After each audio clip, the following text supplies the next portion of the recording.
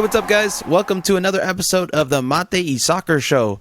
I know we were going to do all this on Tectonic Takes, but since I have Steven here and he's been on a lot of teams in the MLS, I thought this was a great opportunity to bring him on this show. What's up, Steven? Welcome. How you doing today? Hey, thanks for having me. Appreciate it. Yeah, it's my pleasure. I mean, we had Nicholas Mosquito on earlier in the year, but now it's our second Colorado Rapid on this show. Let's go. Yes. You guys are about to make the playoffs. I know you have a really big game up ahead. It can be a make or break for, I think, the Supporter Shield, right? Not quite the Supporter Shield, but the Western Conference. Correct. Yeah. I apologize. Yeah, of course. Yeah. The Western Conference title. Yeah. Yes, Western Conference. I wish it were another Supporter Shield. Right. I like those Supporter Shields. They should. You know what? Yeah. If they're going to give one to an Eastern Conference team that has a, I'm not going to, shoot some shots here, but an unbalanced schedule, maybe they should give out two, right? Very unbalanced. Yeah. I was disappointed when they beat our LAFC record at the time of 72 points. They beat it, and I'm just like, it's a bit unbalanced. They didn't have to travel. Right. Typically, the East Coast teams are better as well, so it is what it is. I know, especially because that LAFC season was magical. I mean, it was something insane. I mean, as an MLS fan, you guys hit the ground running so hard that it was just the expectations are so high now. And now we see kind of LAFC in the situation they are with Bob Bradley and maybe not making the playoffs. So it's definitely a bar that was set way too high. But I mean, if you're playing FC Cincinnati, 3 times a year, Miami, Cincinnati, right. TFC this year struggled a bit. Chicago, it's like, man. Right. Yeah, it is what it is. What can you do? A lot of people say, but look at Austin FC, But hey, they're a pretty good team when they have everybody playing, or like my team, San Jose Earthquakes, when they either are really hot or really cold. So I feel like the West personally is a little stronger. I feel like you feel the same, right? Yeah, I agree. I think for the most part in the past decade or so, the West has typically been stronger. It almost feels like that in every kind of sport, right? Like almost the West Coast bias needs to rule. I know you're a San Jose guy, but you probably feel the same way. Yeah, I don't know. Maybe we just keep a closer eye to it so it feels like that. But yeah, I feel like that's kind of the league-wide view of it amongst players. It's like, the West is a little stronger, but it's all right. All teams are good at the end of the day. Maybe Carlos Vela does a LeBron James and goes to the East to qualify or something. Yeah, maybe. We'll see. So the show is called Mate and Soccer. So since we have to do our due diligence and talk a little bit about mate, have you ever tried it? Has Nicholas ever passed it over to you? I have tried it.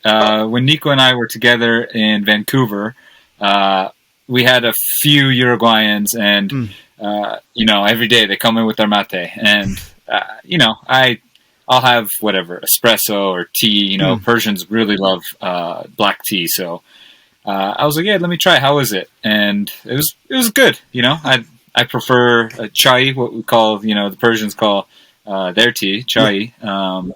But yeah, it was good. I liked it. You don't have to be nice. You can be honest. No, it's not bad. It's not bad. The thing with Iranians in their chai is they put so much sugar, so it's so sweet. It's tough. You go from mate from chai to mate. That's the only thing. It's tough. No, my wife's family they're Peruvian and they're half Japanese, half Peruvian. That's why I'm out here. But they tried it. And they thought it was the worst thing on the planet Earth. Like they were like, "This is horrible," No, and it's not horrible. Yeah, I was like, they're giving you a hard time. Right. That's true. I recently had a son, so I'm like, oh man, I really got to do something about my culture because he's just gonna be 100% Peruvian if I don't start drinking mate. So. Yeah, there you go. Get him on it young. Yeah, right. So congratulations as well, by the way. I heard about that. So I appreciate that. Thank you, Steven. Yeah. Thank you so much. Yeah. So let's go ahead and talk a little bit about your early life. You're a San Jose guy, so you're the hometown kid for a lot of Earthquakes fans. I mean, do you have any early childhood memories kind of growing up in this, Bay Area? I mean, yeah, born and raised San Jose, born at Good Samaritan Hospital. 1987, so I know all about San Jose. Went to plenty of Clash, Earthquakes games. We were actually at that inaugural game with the Clash and DC back in '96. Oh, wow. And so the very first game we were there, I think there were probably like 30, 40 club teams that walked out onto the field before the game started, and so we were one of the teams. Huh. I wish I had some cool pictures that I could share, but yeah, our team administrator at the time, Scotty, she's like, yeah, Beta, we were out there, we were ball boy for so many games, and they share the cool stories. We were pretty young back then, but they share the cool stories. I just wish we had more pictures. Too bad the iPhones weren't relevant back then. Instagram You'd have a ton wasn't out yet. Yeah. I know that's too unfortunate because like you probably would have a lot of nice pictures from days that pre-phones, right? So back in the days where you had to buy those disposables and maybe the disposables, the giant cameras. You're just like, come on, you can't go to a sporting event with that. right. All right, and what would you say is like your favorite player growing up and watching? In the world? Yeah, in the world. I know your dad played some soccer as well, so it could be your dad as well. No, well, yeah. Obviously, my dad was a huge influence, but I think as a kid growing up, it was always Ronaldo, Brazilian Ronaldo. Oh, yeah. And not even necessarily with the club team. For whatever reason, I was always fascinated when he played with Brazil, and I feel like that was the first time I really remember watching soccer, and when he played with that national team, man, what a team that was. And, I was such a big fan of Brazil and specifically his. Yeah. Just the way he played with such grace, and he just glided out there. It was so fun to watch. So he was, first poster in my room I had. I had his shoes when I was younger, the R9s. And so, he was definitely my favorite player growing up. And then once I got older, I kind of mentality switched to, positionally, what position am I? Try to watch and study and learn from those people. And growing up as well, I think my earliest memory now I'm thinking back at it is that that World Cup in Korea, I believe it was, and where we woke up for a final, the World Cup final, and it was Ronaldo and Ronaldinho, scoring to go ahead and win that World Cup. So that's funny that you share that as well. So I was like, that was a crazy team, crazy Brazil team. Yeah. And as a Uruguayan, you still like Brazil because it's Brazil, right? They play with the flair and a style that it's just unseen around the world, right? So it's something beautiful. Yeah, it really is.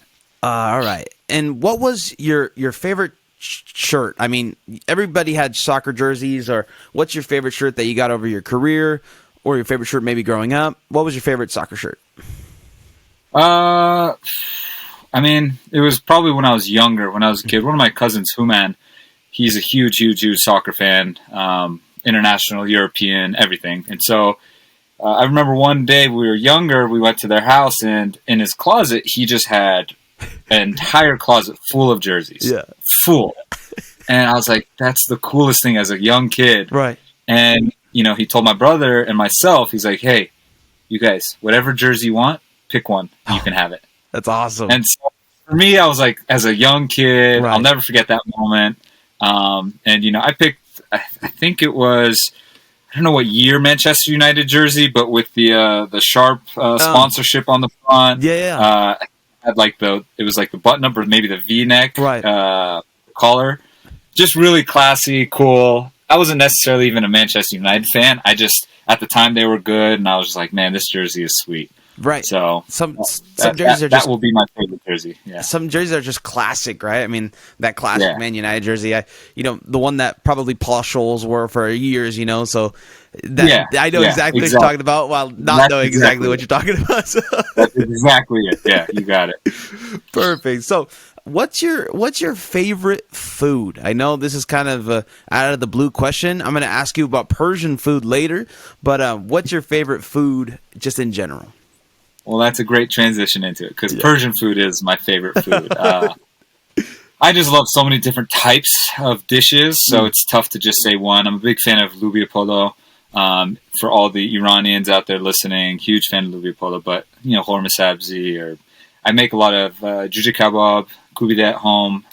Wife's a huge fan of Persian food as well. She loves tadig, so anytime I do make Persian food, tadig is the bottom of the rice where you make it a little crunchy, and some people put, whether it's sliced potatoes or they just do the rice, or you can put bread on the bottom. But yeah, just Persian food, it's what we ate growing up. From my youngest memories that I have, and even to this day, anytime I go home, my mom just makes sure that there's an abundance of Persian food for us to eat. So it's fun. It's good times. That's good the memories. best feeling. That's the best feeling. I mean, mom's cooking. I mean, of course, it's everybody's favorite food, right? Yeah. I'm a little biased, but it's okay. But I'm gonna sound really bad right now. I've never tried Persian food, so I need to try it. Oh man, I know. I'm living in the Bay Area. I've never tried Persian food. They have some good restaurants over there. Oh yeah. One of my buddies. Any recommendations? Go ahead. Yeah, I mean, there's a few. One of my buddies, he owned Ziba. It's in Almana Valley where I grew up. Really, really good restaurant. Family oriented. There's some bigger ones. I think Negin's is a big one that everyone goes to. Bijan's. There's some good ones. I went to a few when I was in LA when I played for LAFC. And so it just, they're all good. You kind of hear people know which ones are the top ones, and if you go back to the Bay Area, you definitely gotta try one out. Yeah, I'll definitely text you. But hey, man, like I'm in the Bay. Like I gotta know what's your boy's restaurant. I gotta try it out. Yeah, but I'm excited now. I'm excited. Crunchy rice at the bottom. That sounds delicious. Yes. Oh, it's so good. It's so good. So how do you like living in Colorado? I know you're playing with the Colorado Rapids right now, and you guys are in the middle of a playoff push, in the middle of another exciting season. How do you like living in Colorado? Yeah, so far it's been great. The team, the city itself, the weather, it's really fantastic. We really love where we're living right now. It's very family-oriented. We also have a young 2.5-year-old boy, so all our neighbors have kids, and so he's having a great time. So anytime your kid's having fun, it's fun as parents, so you know. And so, we love the area. And one of the things I tell my family all the time is I'm surprised how sunny it is here all the time. And our mindset, or at least my mindset before, was I thought of Colorado as mountains, snowing, skiing, snowboarding, kind of. That's just what I thought. And I'm like, man, it's sunny, it's warm. Wow. The mountains, you could see them, but you got to drive a distance if you want to go skiing or snowboarding, whatever. But actually, Denver itself, where we live, it's beautiful. So we're definitely enjoying our time here. Yeah, it's funny. Now I'm just thinking about the same thing. I was like, it's usually probably snowy in Colorado, or it's probably, ski. Like people are just popping out their snowboards, kind of like Lake Tahoe-esque. I always thought, but that's what I thought. Yeah, I thought Denver, Lake Tahoe, same thing. No, it's quite different. It's quite different. It's very nice. Yeah, but I guess now thinking about it a little bit, Japan is the same all around. I mean, it's the size of California, but it's everything's the same all around. And missing type of Lake Tahoe kind of community is something they don't have up here. So Tahoe, I guess, is one of its own. I mean, even in California, even in the United States, like that mentality of snowboarding is my life and outdoors is my life. You get that all around the country, but in Tahoe, it's just a different level, right? Yeah. No, I also hear beautiful things about Japan. So that's one of the bucket list places we want to go visit, because I heard it's the culture and the people. It's just beautiful. So I'll definitely be visiting. Yeah, I mean, if you ever come by, let me know, because you got a translator already. No, but yes. Well, I'll be hitting you up for some recommendations, places to eat, just as you will hit me up when you go back to the Bay Area. Exactly. So, but we got each other covered. If you ever want to come out here and play when you're 37, you can definitely do that too. Actually, after I left LAFC, we had a couple contacts potentially going to Japan. Oh, wow. J-League, maybe China, maybe Korea, maybe Middle East. So we were, we were open to all avenues of continuing to play, just because free agency took a lot longer than I've ever dealt with. So we definitely we made some calls there, and there was some interest. So didn't happen, but it's all right. Can you tell us what teams? Can you give us the juice? No, I can't. Does it? Yeah. Is it the name of a car company or a motorcycle company? Kawasaki, maybe? Potentially, yes. Potentially. They're a good team, so if they were looking at you...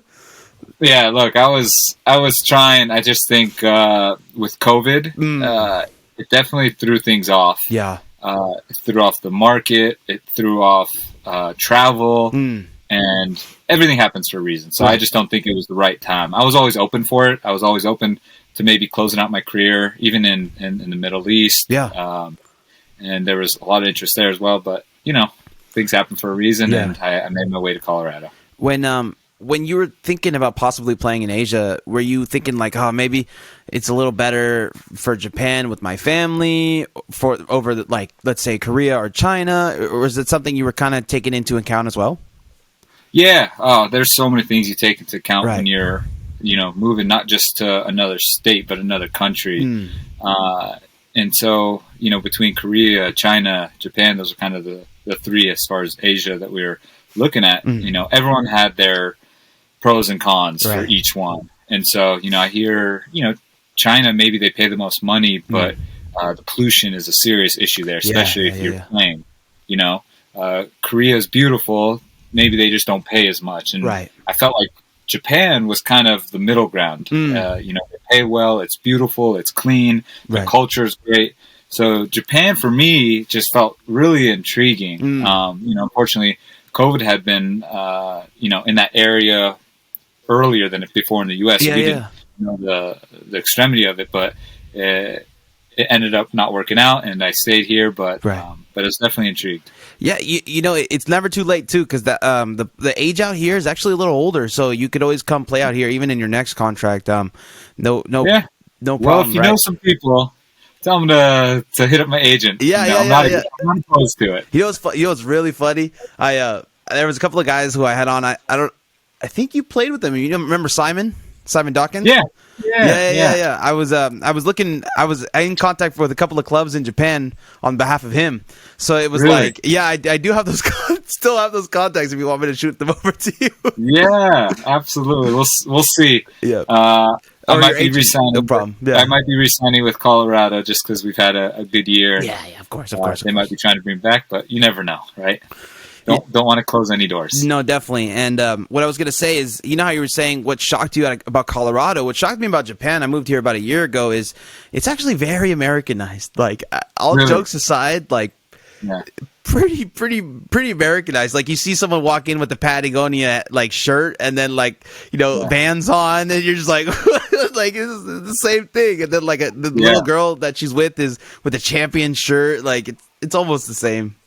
Yeah. So that shocked me a sure little bit. Lots of parts of the world. Right. You'd be surprised. I mean, English, I feel like is so many different countries' second language. So it's really easy for us to communicate. A lot of signs you'll see, they'll have it in their main language, but then they'll also see English underneath. So it's pretty cool. Yeah. We're very fortunate to be English speakers, right? So, in every part of the world, someone's going to know English. Yes, exactly. All right. So moving on a little bit. Who would you say is your best friend in the world of soccer? In the world of soccer? Yeah. There's probably a few that I still keep in contact with. Justin Morrow for sure is one of them. Jordan Harvey. When I was with Earthquakes, JMO was always the left back. And then when I went to DFC, he was always the left back. So we have that bond of, being drafted 2 picks apart, spending rookie year together. Yeah. My family and his family are very close. Jordan Harvey, same thing. We were in Vancouver together, and then we were in LAFC together. So, we talk all the time.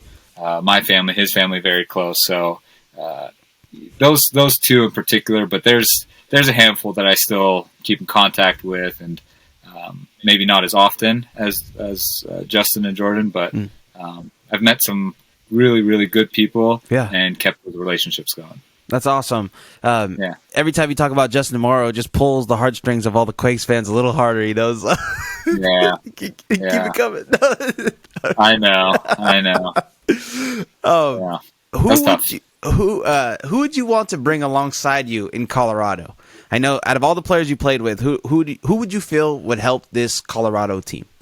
Of all the players? Yeah, of all the players you played with.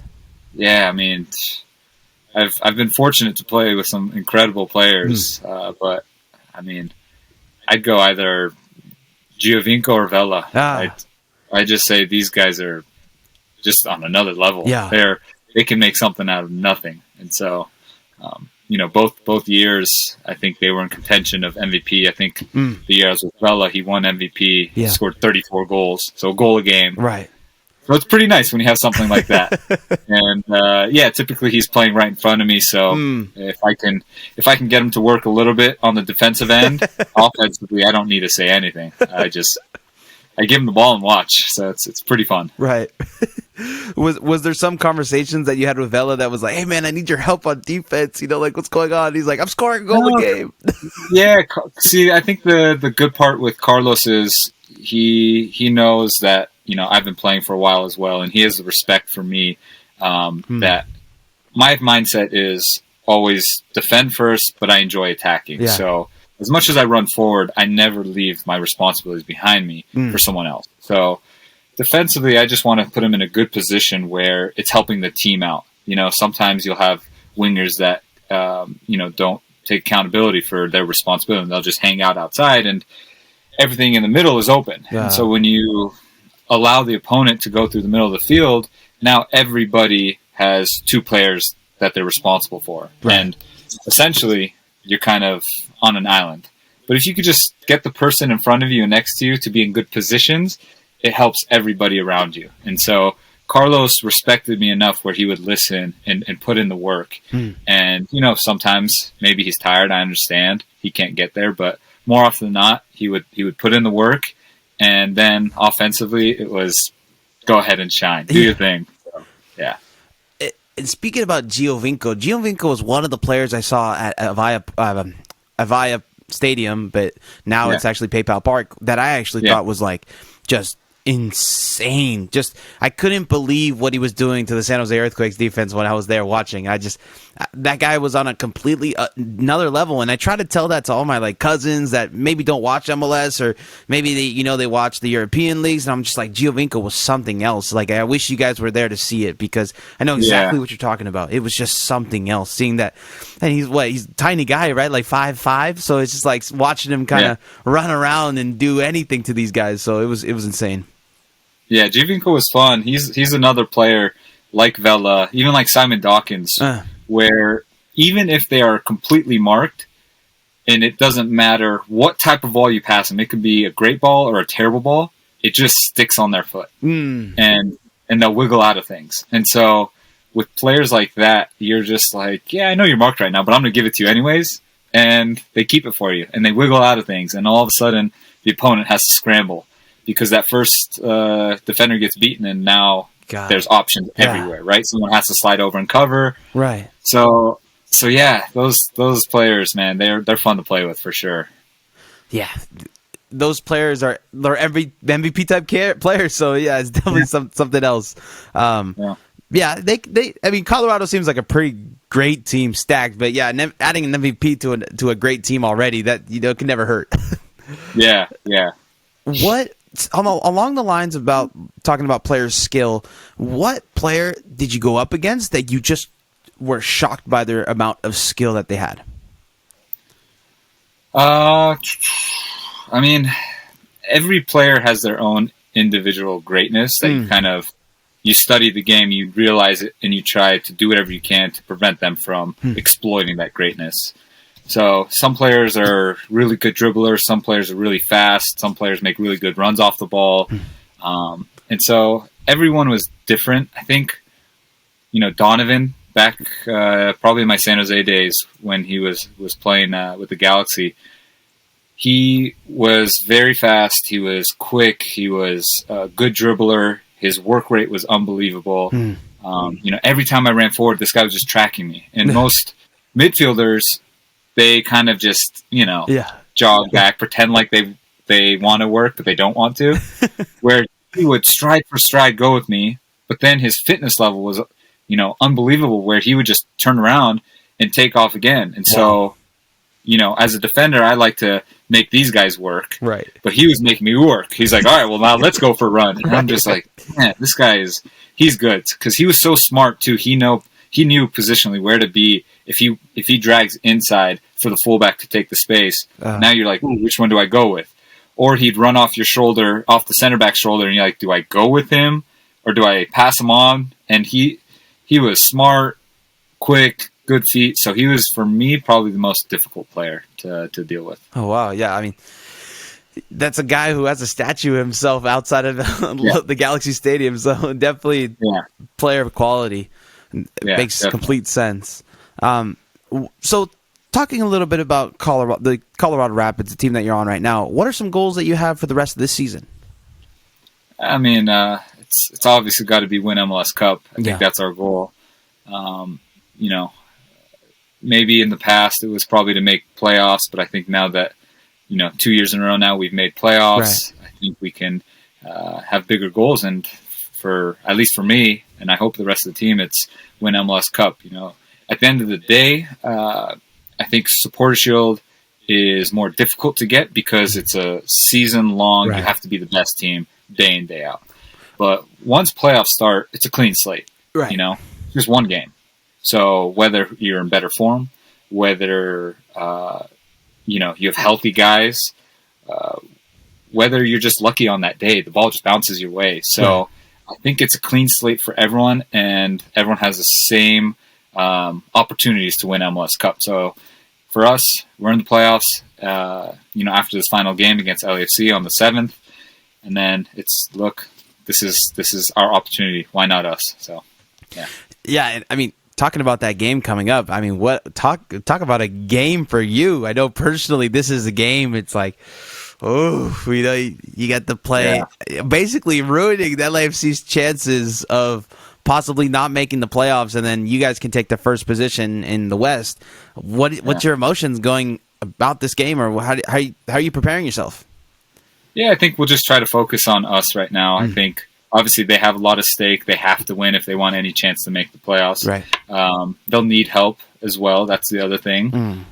With other standings between, I think, Minnesota, Salt Lake, and Vancouver are the teams that they're kind of chasing. And so, in Galaxy as well. Sorry, Galaxy. Yeah. So they need a little help, but for us, it's, let's focus on us.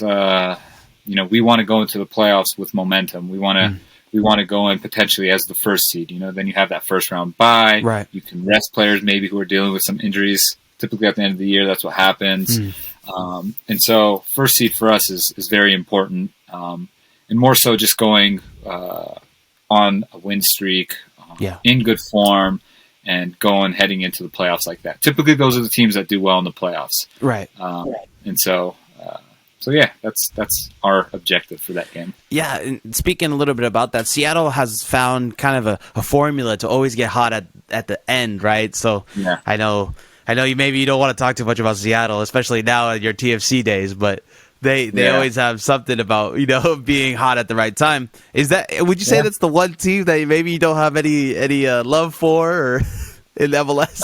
They're definitely up there. They're definitely up there. I just think Seattle, Portland, playing for Vancouver and seeing that Pacific Northwest rivalry. I feel like when I was with San Jose, Seattle was kind of up there with us too, and we were always battling. When I was with LAFC, we were always battling with TFC, meeting them in 2 finals. So I feel like Seattle and Portland are really just up there as far as teams that get under my skin, and I really want to beat them. But Seattle, you have to give them credit. You really do, because at the end of the year, they always are in good form. They have guys healthy. Look at right now. Ladero's coming back. I know. Jordan Morris. Jordan's coming back. Yeah. It's like, man, these guys are already in first place, and now they're getting 2 of their best players back. So, they're a good team. You got to give them credit for sure. And TFC kind of had a little rivalry there for those couple of years, with Seattle. So, hey, we don't play in the same division, but, we always see each other at the end type of deal. So that was a nice little kind of little MLS 2.0 rivalry type of deal, the start of this whole MLS kind of bubble that happened. But we're going to go a little bit back now. We're going to go ahead and talk about your time at the San Jose Earthquakes. I know a lot of San Jose Earthquake fans are listening to this, so we're getting to the meat and potatoes for you guys now. All right. So when you were drafted by the San Jose Earthquakes, how did it feel? It was definitely your hometown kid. You just got drafted by the team that you went to go see their first game. How'd you feel?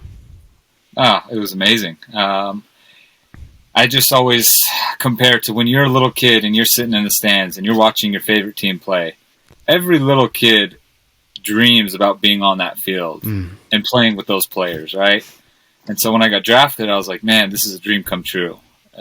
This is the team I grew up going to multiple games, watching and, those early Quakes days, when Donovan was on the team, watching them win championships. It was just the coolest thing. Like, man, I wish I were on that field right now. And so the fact that you get drafted by your hometown, you have all your family, your friends, your classmates from middle school, high school, everyone's there. And so it was really great to play in front of not just the San Jose great fan base, but your family and friends and people that personally know you. Yeah. And so I enjoyed it. I loved it there. And we had success, which obviously is the best thing. So, would you consider yourself a Quakes fan even till this day? Yeah, of course, always. It's my home. Right. My parents, my siblings, everyone's still there. I always go back. So when it's off season time, there's one place that I always go every single year, and it's always San Jose. That's nice to hear. Maybe during the real season we could have you stay again a little longer. Yes, I wish it weren't out of my hands. If it were my hands, it'd be an easy decision. Definitely. But sometimes you need different people to make those decisions for you. Yeah, makes sense. So you were a part of the All-Star group that beat Chelsea. How did you feel when that happened? I know it's like one of the only teams that beat a European team. So, like, how did you feel during that exhibition match? Or not really, but... Yeah, I mean, it starts off as an exhibition, and then once it gets to the last 15, 20 minutes, everyone's like, oh, I want to win. Right. So then it gets competitive. No, that was really cool.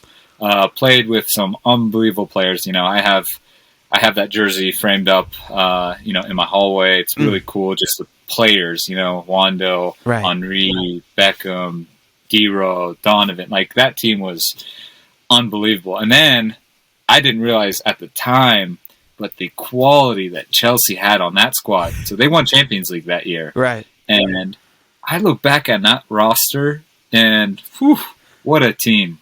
It was incredible, The Hazard, I think that was his first year there. Lukaku was there. De Bruyne was there.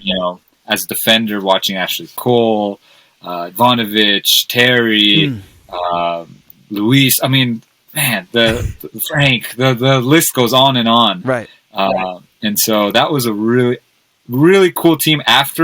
Once you see like how they grew as players and what teams they played for, definitely, and the championships that they've won, you're like, man, I played against those guys. That's pretty cool.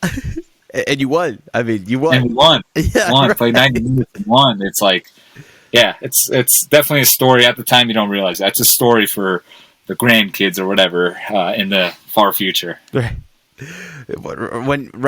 You have to make a children's book. I mean, for your son, right? You just got to go ahead and do it so you can read him a bedtime story every night, so he never forgets. Yeah.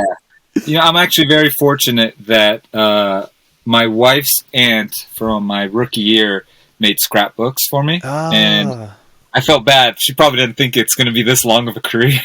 But every year she made a scrapbook. That's awesome. And all the memories, I have them in our basement right here, all from 2010 to last year. Yeah. And it's something that, time to time I'll look through them and like, man, I forgot about this. It's really cool. You got to find a way to kind of just scan that up onto the computer and have it somewhere safe. That's something you'd never want to probably lose. Yeah, I mean, but at the same time, just having a photo album, very true. It's really cool. I go to my parents' house and they have a ton of photo albums. So it's cool just to go through them and see digital copies. And I know everything's on the cloud and virtual, but it's nice to actually have something physical and just look at it. So, yeah. Yeah. No, especially with all the accolades you've had, you have a pretty big scrapbook there, I bet. So some of them got pretty thick, and pages are falling out. They don't even close. But you had to take it off the coffee table. It was too big. You're like, they don't have time to read this. Yeah, exactly. All right. So I know you got to play with the Quakes a little bit in that CONCACAF Champions League. How did you feel during that whole ordeal? I mean, the Quakes haven't been back since. So how do you feel? Yeah. I have a bit of a love-hate relationship with the Champions League. because I've helped every one of my teams get to Champions League, and I've been gone afterwards. Because typically you play the next year, right? Right. I have a bit of a love-hate relationship. The Quakes, the year we got in because we won Supporters' Shield, was 2013. And at the time, you had to play the first couple rounds. So it took 2 years. So we played the first couple rounds in 2013. And then by the time it came to 2014 were the end rounds, like the quarter, semis, and finals. So I played the first 2 rounds, and then 2014 I was gone for the semis and the finals. And then every team after that, it was the same thing. Supporters Shield or MLS Cup, whatever it was, we won. And then by the time they were playing the matches, I was gone. So a bit of a love-hate relationship with that. Do you feel, I know you might not, you don't have to answer this, but do you feel the Canadians team have an easier way to get there? With the Canadian Championship, I think it is. But again, the only one Vancouver won was 2015. My second year there. Right. And so you would think, yes, it should be easier, but at the same time, they've only won it once. So it's still difficult. Yeah. You still have to win those games. You still play each team twice. So when I was with Vancouver, we were fortunate to win it twice. But it's still, you have to play Montreal twice. You have to play Vancouver twice. Right. It's still difficult. I know because all the teams in the U.S. for Open Cup, they play each other once, but it's 5 games total, if I'm not mistaken. Yeah, and so when it was the rounds, So essentially, the Canadian teams are playing 4 games total. So it is, because there's less teams, but you still have to play and win 4 matches. So. Yeah, especially. Yeah, I know you were talking a little bit at Montreal there. CF Club de Foot or Club de Foot Montreal. You know. Yeah. What do you think? I know you've been here in MLS at least for quite a while. What do you think about the rebrands? Do you think it's something beneficial to the league? I don't like it. I just like the original. I think it's just become too much copying whatever. FC whatever. FC whatever. Or United. Right. So I just think they're trying to blend in too much. And I like the Dynamo, the Fire, the Earthquakes, the Galaxy. The Whitecaps. I like having the names. Yeah. The city, and then give it something cool. So we can have whatever. Right. Give it an American flavor, right? Yeah. Yeah. So, what can you do? Yeah. Now, this is where the real hard question comes for the San Jose Earthquakes fans. Now, a lot of fans would like to know what happened behind the scenes when you left, and would you like to give them a little insight? Yeah, I mean, I don't think it was anything hidden. I had a good 4 years there. I was looking to get a new deal, and I just don't think they maybe thought I was worth the money. So they essentially let me walk. They were pretty nice about it. They said, at the time, free agency, I wasn't a unrestricted free agent, so I was a restricted free agent. So they still had my rights, even though I was out of contract. So they just said, whatever team you want to go to, if it's Europe, you're free to go. But if it's in MLS, just let us know. And they give us a little bit of GAM or TAM, and they have your rights, and you can sign whatever you want. So there was a lot of teams that, were interested after that 2013 season. And although my goal was to go to Europe, for whatever reason, it didn't work out. The interest wasn't high enough there. And so, I went to Vancouver. But, at the end of the day, they just didn't want to pay me. I think anytime you have success within a team, everybody wants a raise, from the GM to the coach to player 1 to player 27. Everyone thinks they deserve more money. And so, fortunately and unfortunately, I've seen it at every single club I've been at, with San Jose to Vancouver to Toronto to LAFC. And I've always been the odd man out, where they just don't think I necessarily do enough to get that pay increase. And so I'm like, okay, that's fine. I'll go somewhere else where they think I'm worth it. And it's worked out well for me. Yeah. But unfortunately, not so well for the teams that, think that maybe a right back doesn't contribute enough. Right. So. And that, I guess that's the theme in all of MLS, like you were saying. I mean, this is a league where it's a smaller league, or at the time, a while ago, it was a smaller league, so they had to spend the money on the attacking players, right? The attractive football. But unfortunately, yeah, they were completely wrong. I mean, a right back is. I mean, if you look at the Premier League, the right back is one of the most pivotal, type of positions. Those wing backs, those left backs, right backs, they're definitely a position of. It's honestly, every position is very important. When you have a good foundation, it allows everywhere else to have more success. Yeah, and so you could talk about American football. You could have a great quarterback if you have a terrible offensive line, right, and your quarterback's getting sacked every play, it doesn't matter how good he is. Yeah, that's true. Right? So every position is important, and so I feel like when the San Jose Earthquakes days, when you drafted Iko Para, Justin Moore, and myself, for me, you got really lucky. You got 3 unbelievable defenders. Right. You got to do whatever you can to keep those guys, because then you have them for a decade. Right. Then you can worry about the other pieces. So it's not like we were asking for astronomical numbers. We're not saying, hey, make me a DP as a defender. No, we're trying to be competitive within the market of MLS positionally, right? And so when you have that, and then same thing goes to Vancouver. I'm not just trying to say just San Jose. It happens everywhere. You think, oh, well, let's try to cut a corner here and pay more for the other person who maybe isn't contributing more, but it's a flashier player, flashier name. And so it's something that it's a repeat cycle, and for whatever reason, I don't know if it's just being greedy or arrogance or whatever it is. It happens every time. People think, oh, this is easy, I'll just do this now. No, it's sometimes it's tough when you find that perfect mix of players and that perfect mix of camaraderie. Try to keep it together. Try not to dismantle it too much. Yeah, all I have to say if you're an MLS player coming up is secure that bag. Go get that money, because you never know what's going to happen the next year, right? Maybe an injury comes, so it's always better to secure the money beforehand. I know it happens in the NBA a lot. I mean, and the NFL too, where guys go down with an injury and I wish I would have signed that contract or something like that. So definitely always secure that bag. and sometimes these clubs are handcuffed a bit with the way the salary cap is written up, and maybe it is easier for them to go get unproven European player that they could put on TAM, because then it would cost them less on the salary cap. You know, so I know there's a lot of detail behind it. It's not just as easy as like, I don't think he's worth it. Yeah, maybe a lot of the GMs thought maybe I was worth it, but it made more sense financially because of the rules to, hey, let's go spend a big name on TAM, and it's going to cost us less money than maybe what we have to pay him, because it's not quite that high. For me, I would have been like, hey, just pay me TAM, and then I don't cost that much. Yeah, right. Then they get a lot of ridicule. Why are you spending that much on a non-U.S. men's national team domestic player? Someone that was born and raised here. And that's why, again, I think you give credit to Seattle, because when Jordan Morris did really well, they rewarded him, even though he was domestic. Yes, he's U.S. national team, so it's easier, but they rewarded him with a big contract.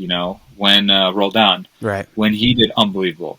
At the time, people were like, wow, they gave him that much money. Why didn't they go spend it on a European player? But you have to give him credit. They know what works. The guy knows how MLS works. He's doing so well. Reward these guys. It's not always about bringing someone in from Europe, paying them with TAM, and it's a hit or miss. He might make it, but he might also be terrible. So we've seen, as domestic players, especially the ones that aren't in the U.S. men's national team, we've seen too many players come in from foreign leagues and get these huge salaries, and then they don't even play. Yeah. There's hundreds and hundreds of players, and meanwhile there's kind of this fraternity of domestic players amongst MLS where, maybe we didn't play for the U.S. men's national team, but we're like, man, how are we getting a third, a fourth of their salaries, yet we play every single game. We're helping our team win. And so it's frustrating at times. I'm sure you can hear it in my voice just because it happens so often. Yeah. So... yeah, no, definitely, and that's something that the league has to deal with, because they have to get those eyeballs and they have to respect the domestic talent at the same time. So it's definitely a fine line of doing both. But Colorado does a good job of doing both. I feel like they always respect the domestic talent as well as they do get the foreign talent as well. Yeah, they're more focused on getting the domestic talent. Yeah. I think Porig and Robin Fraser did a fantastic job of within the salary cap Yeah.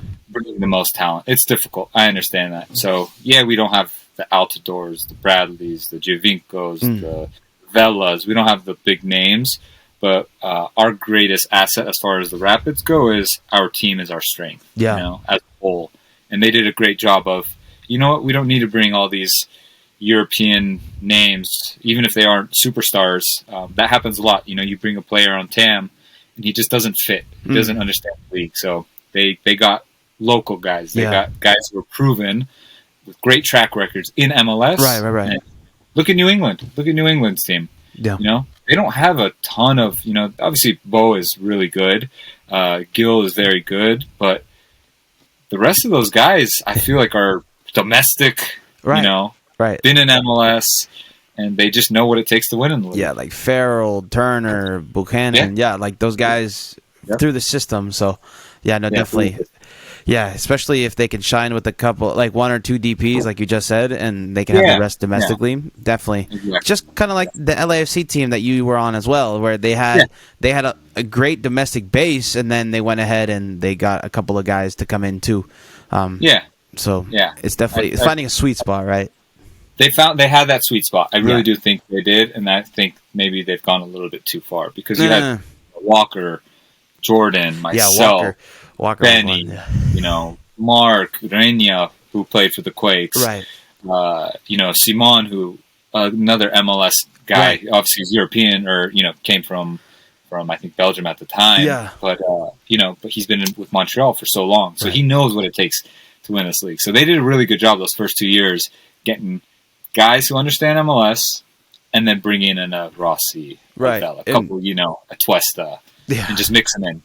And, so they did really good. For San Jose, I can speak a little bit more about them. The big problem is they don't have enough domestic guys. I know they have a lot of homegrowns and a lot of draft picks, but besides that, they don't bring in the proven MLS veteran, and that's where they are right now, so they definitely could have used some more MLS vets like you yourself or like Nico, I know is another great one too.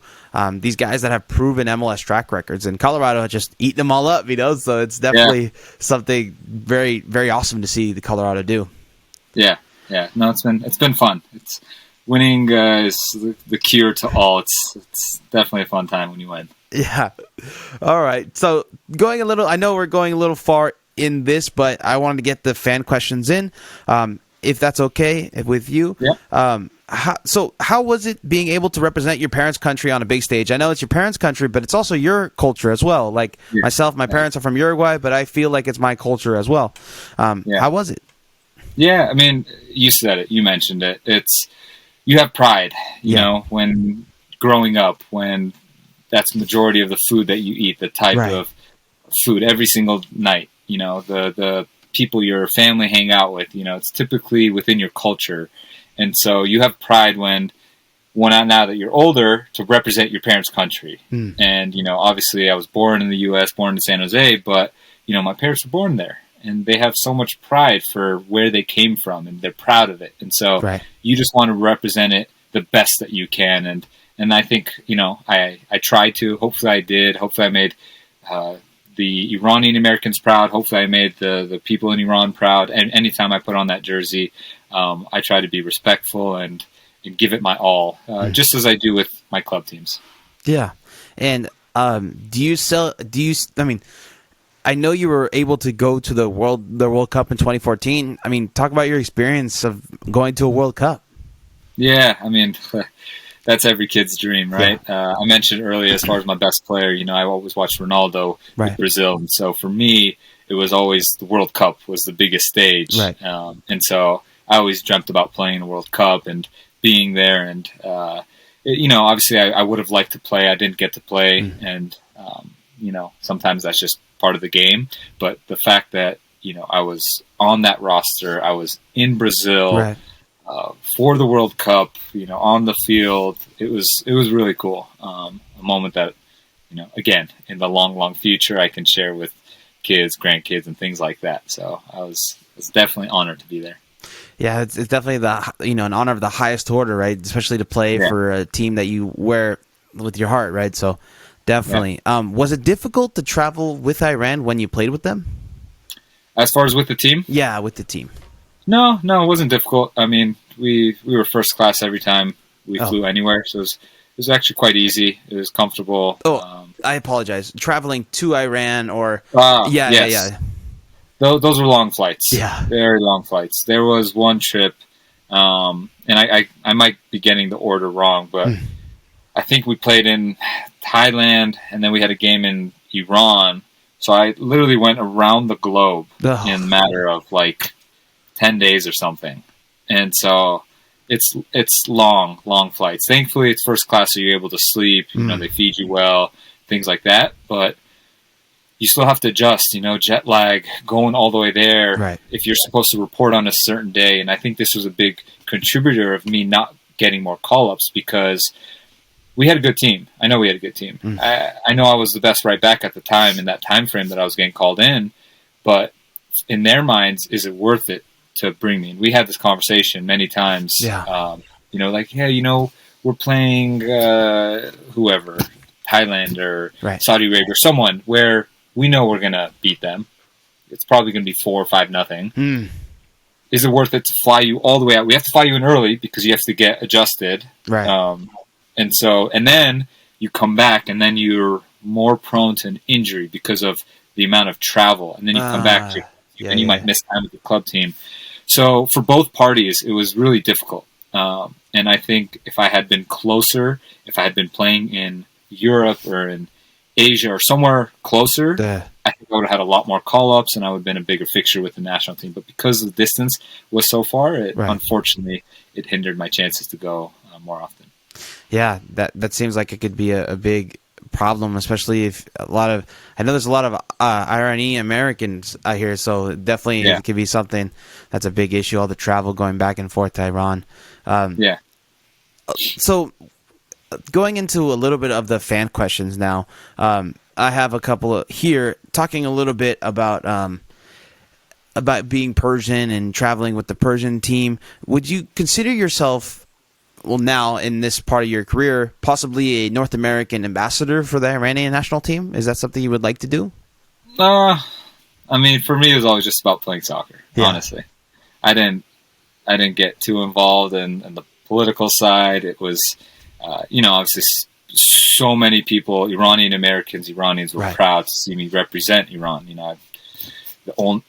Out of how many people, Iranians, that we have in the U.S., and to be the only one to represent the country, it's pretty cool when you break it down. But for me, it was always just about playing. I just wanted to play. It's what I've done my entire life since I was 4 years old. And I just, you're getting paid to play a kid's game. Like, for me, it's the greatest feeling. And every moment that I have a chance to step on that field, I don't think about anything else. And so I don't give that too much thought. Ambassador and all that stuff. It's strictly just, for me, I'm playing a game and I'm having fun. Would you still like to get called up to the Iranian national team if possible?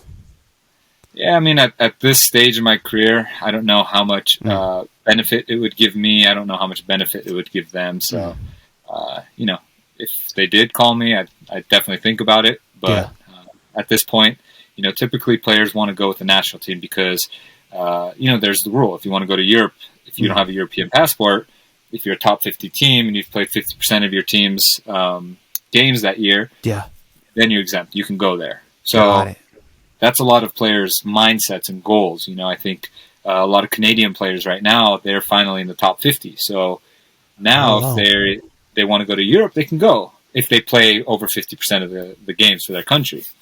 And so that's a lot of goals for players, right? I think everyone's dream is, I want to play in World Cup, but I also want to play in Europe just because it's been around for so long. Definitely. The quality, obviously, is unbelievable. The pay is unbelievable. I think we're slowly catching up, but we've got some distance as far as MLS goes to catch up. And look, they've been around for so long. Right. We have so many other sports that we're competing with. So I understand. But I think it's something that, you need one to get to the other. And at this point, I don't know if it necessarily benefits them or I. Yeah, no, definitely. I never knew about that 50%. That makes a lot of sense now. So, yeah, you definitely have to be playing in your team to go ahead and go into Europe. I guess they can't just grab any type of a prospect, right? They have to be a starting caliber player. But going into the fan questions here, Jeff Vikas asks, do you have any Lenny and Gordo stories that you want to share? Lenny and Gordo, two of the most interesting players and fantastic people. Gordon obviously still lives in Colorado. And then Lenny traveling the world. Who knows what he's doing. One time we played a game on a Saturday and we had the reserve league game on a Sunday. And, the first team players who played, we went to go support, the second team and watch. And I see Lenny just sitting behind the goal on one end. There's not too many fans, maybe like 40, 50 fans on the sideline, just because it's a reserve team game. And, there's this elderly gentleman, and Lenny's just sitting down next to some random fan and just talking. And, he's kind of leaning back, his feet are crossed, and just like he's at the beach or something, just talking to some random person. And I'm just like, man, Lenny's the most interesting person and one of the kindest people. And it's funny, you say his name in the MLS world and people either hate him or love him. Right. A lot of people played against him, so a lot of players, I hate Lenny. But if you know Lenny, you're like, man, this guy's like genuinely a sweet person, like a big heart. And then Gordon, for me, he just always has the best stories. I remember, maybe it was once a week, we'd all go in the treatment room. They have the hot tubs. A lot of guys like to go in there and kind of get warm before you go out to train. And he'd always tell the best stories. And it was almost like you're at a campfire. Everyone circle up, and we're all just listening to this guy's story. So his presentation, the story itself, it was always so much fun and so great to listen. So those are my two stories for them. Yeah, and it makes sense. I mean, Gordon has his own show now, so he can definitely talk stories, and he's great at doing it. And I met Lenny, but it wasn't like a thing where it was like, oh, that's, Lenny. It's more like, wait, is that Lenny? And then he was like the nicest person in the world. And he actually like went out of his way to make sure that he said hello. And he was a really sweet person. Yeah. So it's funny that you said that a lot of people did hate him. And I do remember a lot of people didn't like Lenny. So it's kind of crazy. Yeah. I remember talking to someone from marketing in MLS, and they said anytime Steven Lenhart's name comes into, whether it's on social media or on their website, it's the most clicks they have in interaction amongst fans. Just because either you hate him or you love him. So many people, it was like a villain. Right. You see his name, it's like Skip Bayless. Every time this guy tweets, it's about LeBron. Right. And it's just because he has his following that people have to back him up. But there's also a huge following that are, no, MJ is the GOAT. Right. Kobe is the GOAT. Don't even, and so there's so much interaction, and they love that, right? It's clickbait to a certain extent. Yeah. No, definitely. That's actually shocking to hear because, Lenny, I guess, got a lot of clicks, so. You got a lot of clicks, for sure. I know you talked a little bit about the World Cup and how you wish you were on the field, but what was your reaction to seeing Messi, win against Iran? I know you saw it firsthand. He had to produce some Messi magic. So Ivan Ornelas asks, how was it? That one hurt. It was really cool, the fact that it was in Brazil and the stadium was packed. Yeah. It was packed, and there was a point in the game in the second half where all of a sudden all the Brazilians that were at the game started doing the Iranian chants. And I'll never forget that. Because they don't want Argentina to win. Right. You know this. Yes. They don't want Argentina to win. So all the Brazilians there were now Iranian fans. And it was the coolest. I'm like when the game started, you could definitely hear the Argentinian fans. They're right there. It was easy travel. They voiced their chants, and we knew that they were there. But as the game went on, and the game continued to be 0-0, all of a sudden their pitch, their voices started to die down, and then the Iranians started to take over. Right. And then the Brazilians joined the Iranians, and then it was like a home game for Iran. It was fantastic. But then when the 92nd minute, Messi does his little thing and left foot curl, upper 90, whatever. We see it all the time. I hate it. All of a sudden, it was like, Argentina game. All the fans erupted. Yeah. So, but you have to give him credit. He's an unbelievable player. Yeah, I bet, especially going up against on the World Cup big stage. Yeah. So Saz asked, culturally, did you enjoy your time in LA, or as us Persians call it, Little Tehran? Tehrangeles. That's what we call it. Tehrangeles. Yes, I enjoyed my time. They're beautiful people there. It's a big city. We lived in Pasadena, was a little bit more quiet. So we're a little bit more reserved over there, a little bit more space. But we had a great time. Ton of family, siblings, cousins, relatives, you name it. So it was pretty cool being in San Jose and in LA, where we have so much family. Yeah. And I'm pretty close as far as family goes, and so it's nice to have that support every game. Multiple people at the games. That's awesome. So, that's always good to have. Yeah, family's something crazy to have. Two more questions here. Thank you so much, Steven, for your time. No problem. Thomas asks, what's your most memorable season you had in MLS? P.S. I wish you made that shot in the 2017 MLS Cup. Oh, the left-footed. Yeah. I tried going upper 90. Yeah, I got under it a bit. Well, that would definitely have to be it. I've been fortunate to be on some incredible teams with some incredible players, but I think when you play, I'd hope most people have the goal of winning MLS Cup. And the fact that 2017, we won Canadian Cup, yes, but we also won Supporters Shield and broke the record of single season points record, and then we won MLS Cup. So we, being the only team to win the treble, it was incredible. Yeah, you could have won the first two, and then you don't win MLS Cup, and then now it's like, man, you lost MLS Cup. So everyone wants to win on that final day. So the fact that we won on that final day, raised the trophy, you're a champion, that was my most memorable year. Huh.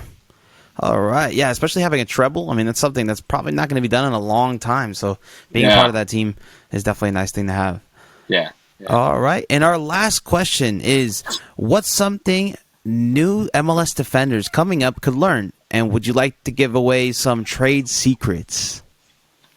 New MLS defenders. I just tell them, look, at the end of the day, everyone is so intrigued with the attacking football that they forget their responsibilities. You're a defender first. And so, for me, my goal is always shutouts, clean sheets, everywhere I go, every team, every time I play.